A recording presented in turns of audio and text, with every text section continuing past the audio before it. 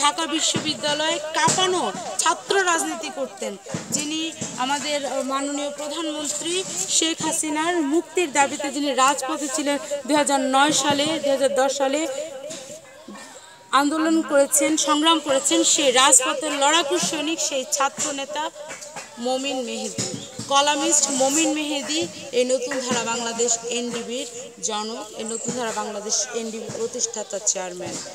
আমি আরও ধন্যবাদ জানাবো যশোর জেলার সভাপতি, একই সাথে নতুন ধারা বাংলাদেশের সেন্ট্রাল কমিটির vice chairman doctor Nurjahan Nira, একজন মহিলা, তিনি একাধারে একজন ডাক্তার, একাধারে একজন মা, তিনি একাধারে একজন লেখিকা, তিনি একাধারে একজন খুব বড় মমতাময়ী স্ত্রী, তার পাশাপাশি তিনি একজন নেত্রী।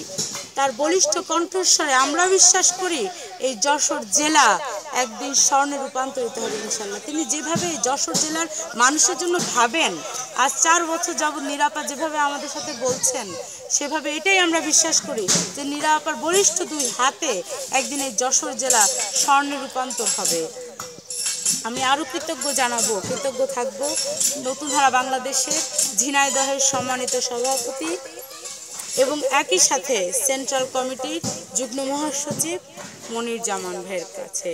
কারণ মনির জামান ভাই আমাদের নতুন ধারা বাংলাদেশের অত্যন্ত দুঃসময়ে তিনি বলিষ্ঠভাবে আমাদের এই নতুন ধারার ছাতা শক্ত করে ধরে রয়েছেন আজ অবধি, এবং তিনি সবসময় বলেন যতদিন তার এই দেহে প্রাণ থাকবে তিনি নতুন ধারা বাংলাদেশের জন্য ঐক্যবদ্ধ থাকবেন, করে যাবেন যতদিন নিঃশ্বাস থাকবে। আমরা আসলে বিশ্বাস করি এভাবেই আমাদেরকে একজন নীরা, একজন মনির, একজন মমিন মেহেদী সহকারে সবাই একজন করে যদি সৎ মানুষগুলো আমরা ঐক্যবদ্ধ হই, তাহলে এই দেশের পরিবর্তন আসা সম্ভব।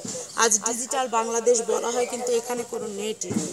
আমরা আসার পর থেকে একবারও ইন্টারনেট তো পেলামই না, এবং অনেক সময় ফোনে কথা বলতে গিয়ে বারবার ডিসকানেক্ট হয়ে যাচ্ছে, কিন্তু বলা হচ্ছে ডিজিটাল বাংলাদেশ। আমরা কারো বিরোধিতা করছি না।